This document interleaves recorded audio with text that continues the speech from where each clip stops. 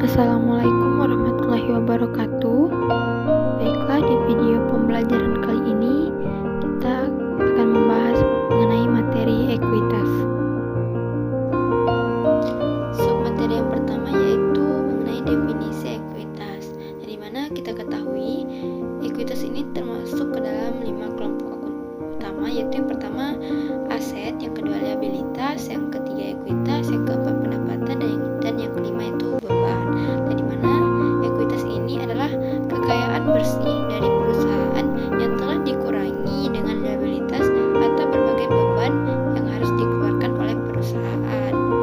Di mana dalam 5 laporan keuangan menurut BSAK nomor 1 adalah yang pertama laporan posisi keuangan, yang kedua laporan laba rugi dan penghasilan komprehensif lain, lalu yang ketiga laporan perubahan ekuitas, yang keempat laporan arus kas, dan yang kelima catatan atas laporan keuangan.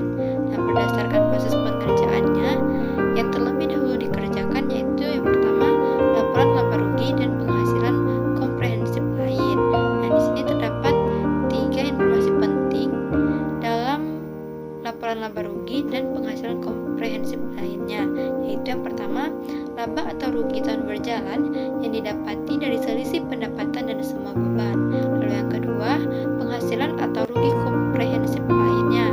Lalu yang ketiga total penghasilan atau rugi komprehensif. Nah, jadi 3 informasi tersebut merupakan suatu hal yang penting di dalam laporan laba rugi dan penghasilan komprehensif lain. Nah, di mana bagian dari penghasilan komprehensif lain yaitu yang pertama surplus revaluasi aset tetap, lalu yang kedua keuntungan atau kerugian dari penilaian aset kategori tersedia untuk dijual. Nah, perlu kita ketahui di sini bahwa di dalam laporan laba rugi itu ada juga istilah pendapatan lain-lain dan ada juga penghasilan komprehensif lain. Tetapi kedua hal ini berbeda dikarenakan di mana pendapatan lain-lain itu merupakan bagian dari laba rugi periode berjalan. Nah, itu artinya penyajiannya disajikan sebelum Anda mendapatkan laba atau rugi periode berjalan. Karena itu bagian dari laba rugi periode berjalan. Nah, lalu di mana penghasilan komprehensif lain itu disajikan setelah laba rugi periode berjalan atau tahun berjalan. Dan kita dapatkan baru disajikan dalam penghasilan komprehensif lain, maka itu pasti bukan bagian dari laba rugi tahun berjalan. Maka penghasilan komprehensif lain ini merupakan bagian dari ekuitas, bukan bagian dari laba atau rugi. Dimana kita ketahui ekuitas ini akan menjadi pembeda dari 3 bentuk kepemilikan bisnis, yang mana bentuk kepemilikan bisnis tersebut terdapat 3 bentuk, yaitu yang pertama perusahaan perseorangan atau proprietorship, lalu yang kedua perusahaan persekutuan atau partnership, lalu yang ketiga perseroan atau PT. Dan di mana yang pertama perusahaan perseorangan atau proprietorship. Nah, yaitu ekuitas perusahaan perseorangan ini terdiri dari modal si pemilik dan menjadi pengurangnya ialah jika si pemilik mengambil uang untuk kepentingan pribadi atau private. Maka dikarenakan peran bagian dari pengurangan modal si pemilik. Lalu yang kedua perusahaan persekutuan atau partnership, di mana modal berasal dari para sekutu itu atau para anggota dari perusahaan tersebut. Lalu yang ketiga yaitu perseroan atau PT. Dan di sini ekuitas PT terbagi menjadi 2 kelompok utama, yaitu yang pertama metode saha atau share capital, lalu yang kedua yaitu retained earning atau saldo laba. Nah, di mana pada karakteristik PT ini yaitu yang pertama dipengaruhi oleh badan hukum, lalu yang kedua dipengaruhi oleh pemegang saham, dan yang ketiga merupakan saham biasa atau saham istimewa. Di mana kita ketahui pada sistem saham yang dimiliki menjadi acuan untuk pembagian, yaitu yang pertama untuk membagi secara proporsional laba, lalu yang kedua untuk membagi secara proporsional rep atau hak suara, lalu yang ketiga untuk membagi secara proporsional aset ketika perusahaan dalam keadaan bangkrut. Nah, di mana prioritas utama pembagian aset jika perusahaan bangkrut yaitu yang pertama atas aset yang telah dijual diutamakan untuk membayar hutang atau kreditur.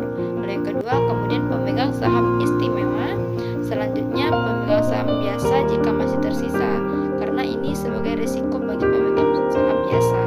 Lalu yang keempat, jadi sistem pembagiannya secara proporsional, type right atau hak untuk didahulukan. Nah, di sini terdapat perbedaan saham istimewa dan saham biasa, di mana saham istimewa memiliki hak untuk mendapatkan dividen terlebih dahulu dari pemegang saham biasa. Lalu yang kedua, mendapat urutan kedua terhadap alokasi peralatan. Lalu yang ketiga, risiko lebih rendah. Dan yang keempat, tidak memiliki hak suara. Dan sedangkan saham biasa itu memiliki risiko yang lebih tinggi, lalu memiliki hak suara, dan yang ketiga, tidak ada garansi pemegang saham biasa mendapatkan dividen. Nah, di sini terdapat macam-macam modal pada ekuitas, yaitu yang pertama share capital. Di sini share capital dibagi menjadi dua, yaitu modal saham biasa dan modal saham istimewa. Lalu yang kedua, share premium atau IQ saham. Lalu yang ketiga, retained earning atau saldo laba. Yang keempat, akumulasi penghasilan dan komprehensif lain. Yang kelima, treasury share. Lalu yang keenam, non-controlling interest atau minority interest, pemegang saham minoritas atau non-pengendali. Dan di sini terdapat akuntansi penerbitan saham. Ada 5 bentuk akuntansi penerbitan saham, yaitu yang pertama, par value shares atau dengan nominal saham. Lalu yang kedua, nol par shares atau tanpa nominal saham. Lalu yang ketiga, share issued on combination with other securities atau penerbitan saham kombinasi. Lalu yang keempat, share issued in non-cash transaction atau transaksi non-cash. Lalu yang kelima, cost of issuing share atau biaya yang berkaitan dengan penerbitan saham. Nah, di sini akuntansi penerbitan saham ketika perusahaan menyebutkan nominal perusahaan, menetapkan nilai nominal rendah atau tanpa nilai nominal untuk menghindari kerugian dan kewajiban bersyarat.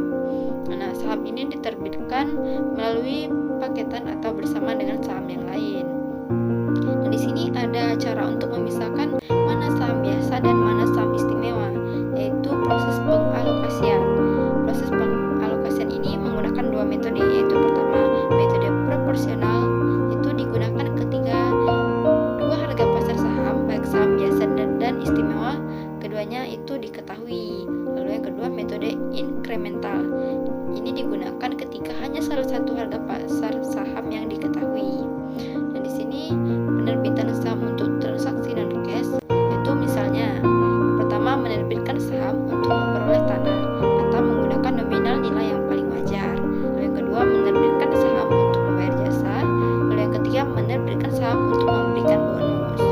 Nah, dalam penerbitan saham, perusahaan harus mengeluarkan biaya-biaya yang berkaitan dengan penerbitan saham tersebut, yaitu yang pertama, biaya penjamin atau underwriting cost. Lalu yang kedua, biaya accounting and legal fees. Lalu yang ketiga, printing cost atau biaya cetak. Dan yang keempat, tax atau pajak. Nah, biaya-biaya ini akan dicatat secara terpisah dari saham.